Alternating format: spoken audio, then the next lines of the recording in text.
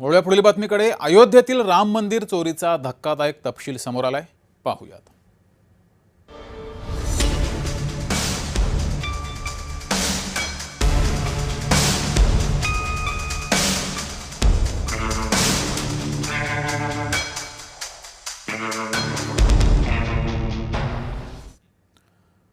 अयोध्येतील श्रीराम मंदिर ट्रस्टमधील चोरी प्रकरणामध्ये धक्कादायक माहिती ही दररोज समोर येते आहे। आरोपी कर्मचाऱ्यांनी आधी 500च्या नोटा चोरण्यास सुरुवात केली होती।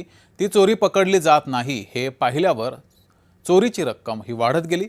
या प्रकरणाचा सखोल तपास उत्तर प्रदेश पोलिसांचं विशेष पथक करत आहे। पथकाच्या तपासात धक्कादायक माहिती समोर आली आहे।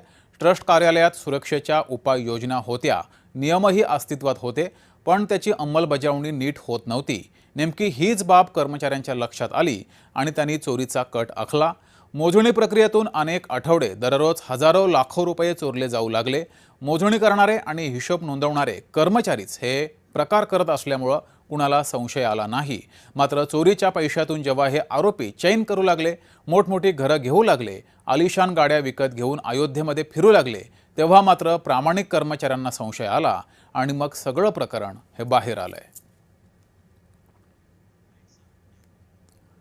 तर या चोरी प्रकरणाची अधिक माहिती पाहूयात। मोजणी विभागात नोकरी मिळाल्यावर 2 ते 3 महिन्यातच 6 आरोपींनी चोरी करण्यास सुरुवात केली। सुरुवातीला 500च्या 2 ते 3 नोटा खिशात ठेवून चोरी केली जात होती। मात्र ही चोरी पकडली जात नाही हे समजल्यावर या चोरांची हिंमत वाढली। चोरी पकडली जात नाही हे पाहिल्यावर आरोपींची हिंमत वाढली आणि ते त्यानंतर हजारोच्या लाखोंचे बंडल खिशामध्ये घेऊन चोरी करू लागले। काही दिवसानंतर आरोपी 500च्या नोटांची बंडल ही खिशात लपवून नेऊ लागले।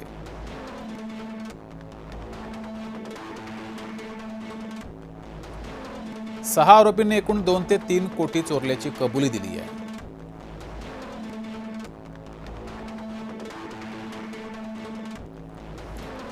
मोजणी प्रक्रियेवर पहारा देणं आणि नियमांची अंमलबजावणी करण्यात त्रुटी या आढळलेल्या आहेत आणि त्याचाच फायदा या चोरांनी घेतला।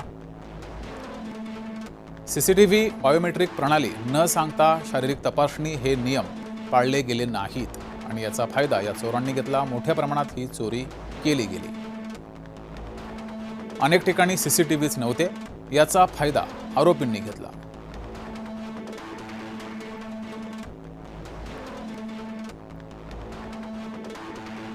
सीसीटीव्ही नियंत्रण कक्षात सतत कोण न कोण हवं हा नियम अनेकदा या परिसरामध्ये मोडण्यात आलेला आहे।